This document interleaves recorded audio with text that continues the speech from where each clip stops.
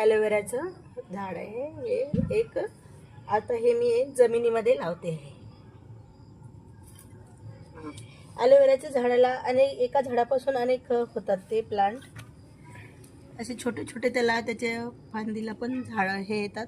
हे बघा हे छोटे छोटे आहेत.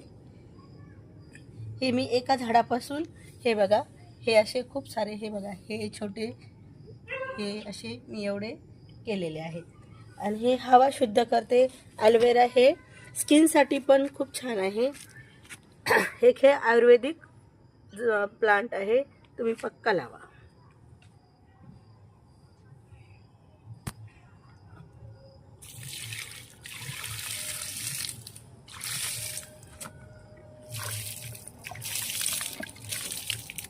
हे बघा किती दिसायला किती सुंदर दिसतात.